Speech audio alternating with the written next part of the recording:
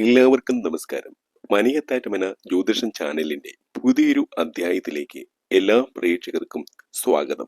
നിലവിളക്ക് തെളിയിക്കുമ്പോൾ നിലവിളക്കിനോടൊപ്പം ഒരു കിണ്ടിയിൽ ജലം വെക്കാറുണ്ട്. നമ്മൾ പടിഞ്ഞാറ് നിന്ന് കിഴക്കോട്ട് തിരിഞ്ഞ് നിലവിളക്ക് തെളിയിക്കുമ്പോൾ നമ്മുടെ വലതുവശത്താണ് നമ്മൾ കിണ്ടിയിൽ ജലം വെക്കുന്നത്. അങ്ങനെയാണ് വെക്കേണ്ടത്. അങ്ങനെ വെക്കുന്ന ജലം നിലവിളക്ക് അണച്ചതിന് ശേഷം നിങ്ങൾ എന്താണ് ചെയ്യുന്നത്?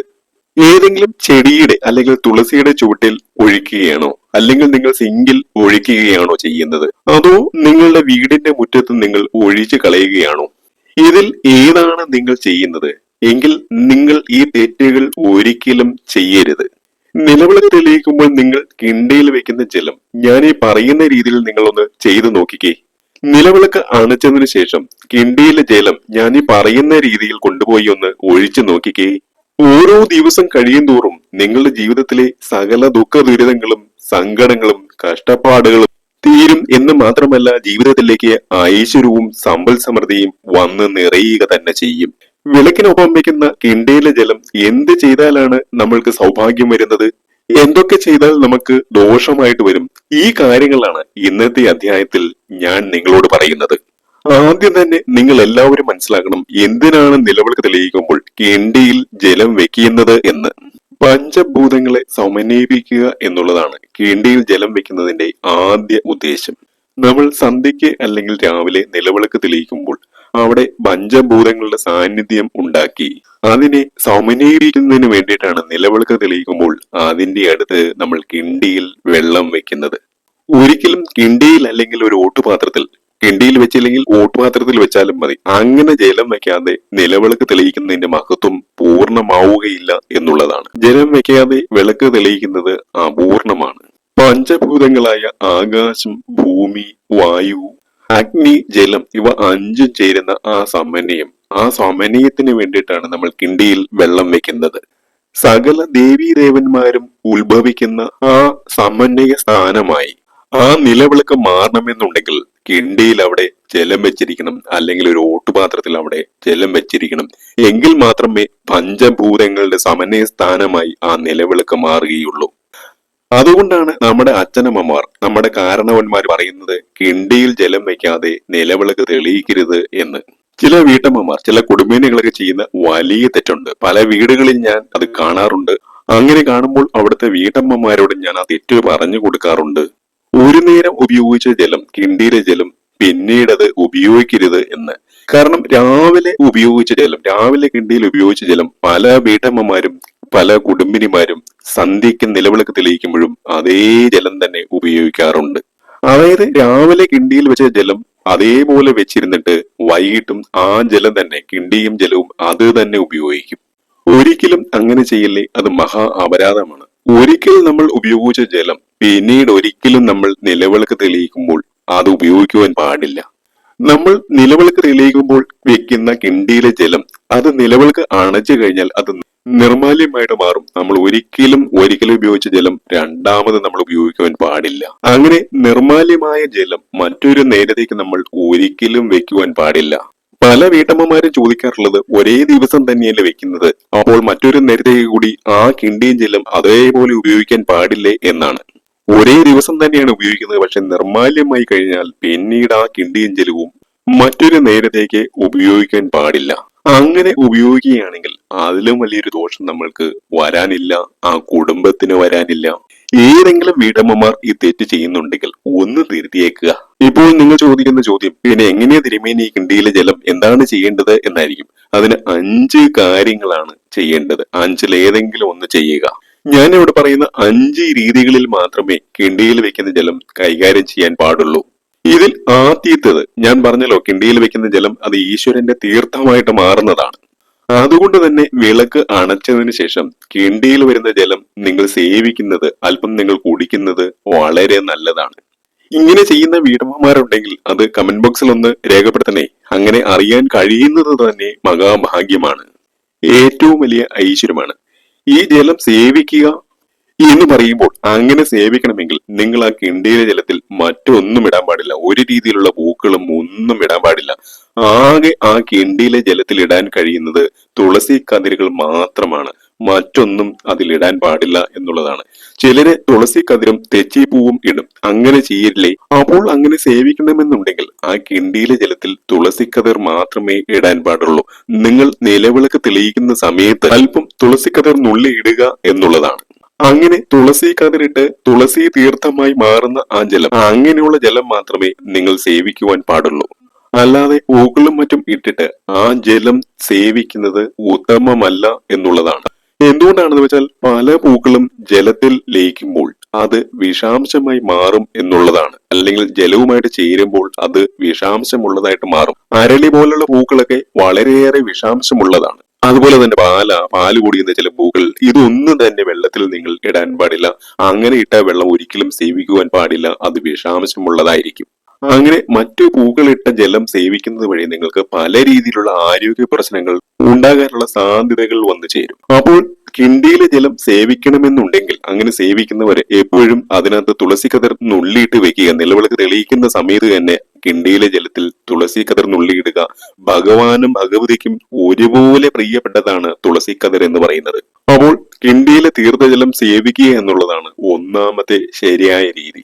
ഇനി രണ്ടാമത്തെ ശരിയായ രീതി എന്ന് പറയുന്നത്, നിങ്ങൾ നിലവിളക്ക് തെളിയിക്കുമ്പോൾ കിണ്ടിയിൽ വെക്കുന്ന ജലം അതിനകത്ത് തുളസി കതിർ ഇട്ടതാണെങ്കിലും മറ്റു പൂക്കൾ ഇട്ടതാണെങ്കിലും നിങ്ങൾക്ക് നിങ്ങളുടെ വീട്ടിലെ തുളസി തറയിൽ തുളസിയുടെ ചുവട്ടിൽ ഒഴിക്കാം എന്നുള്ളതാണ്. അത് ഏറ്റവും ഐശ്വര്യമാണ്.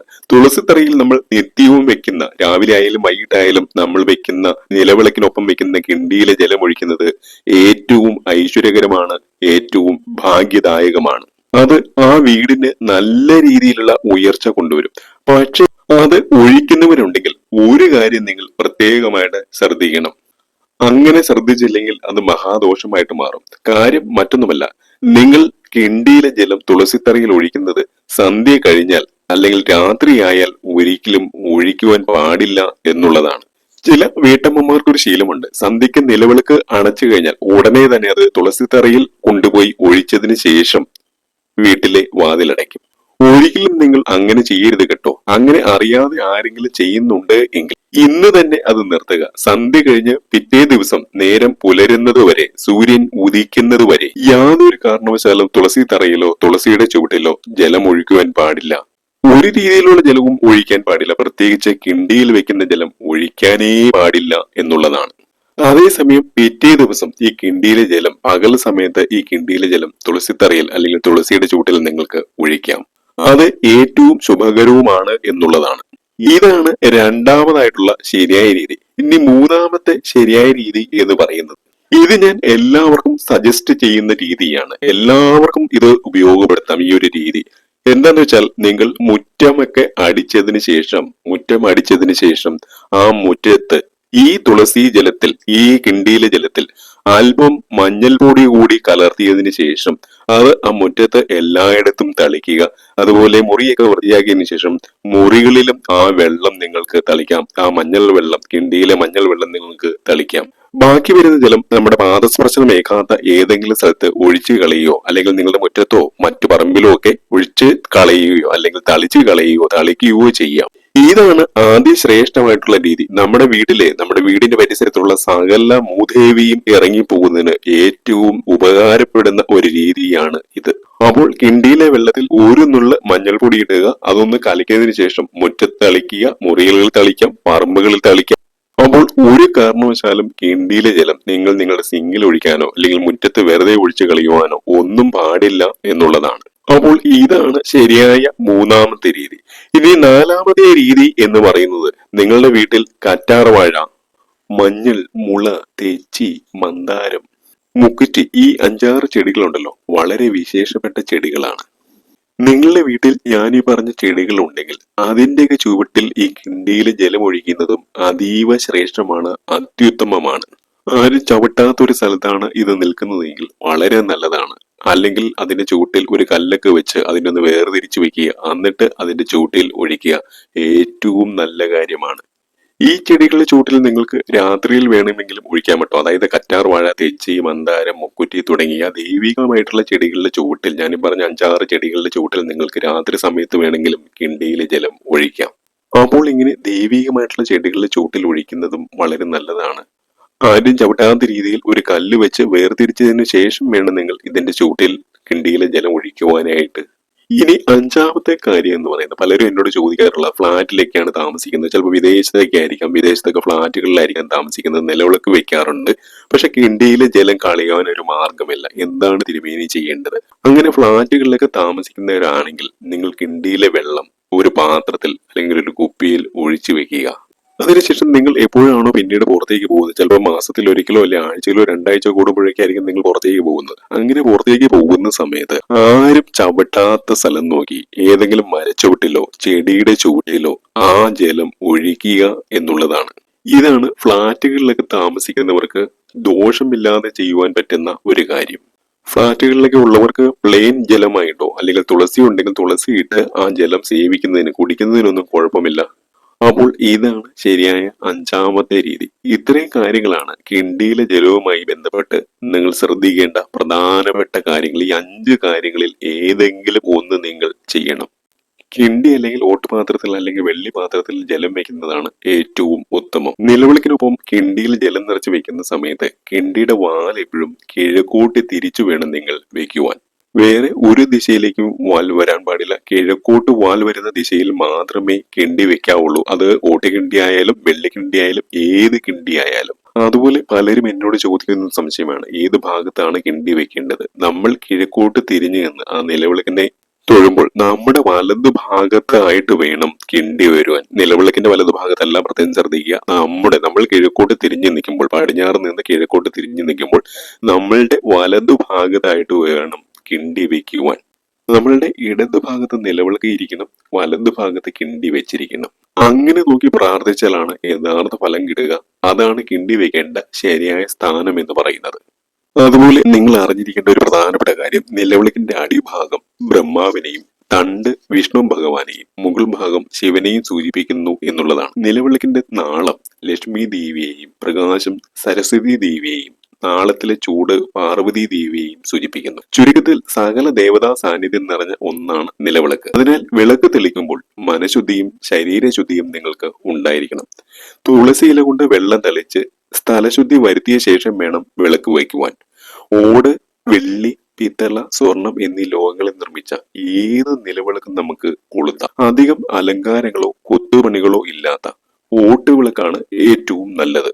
നിലവിളക്കിന്റെ ചൈതന്യ സ്രോതസ്സിന്റെ ഭാരം ഭൂമിദേവിക്ക് നേരിട്ട് താങ്ങാനാവാത്തതിനാൽ വെറും നിലത്ത് വിളക്ക് വെക്കരുതെന്നാണ് വിശ്വാസം. പീഠത്തിന് മുകളിലോ തളികയിലോ വെച്ച് വേണം ദീപം തെളിയിക്കുവാൻ.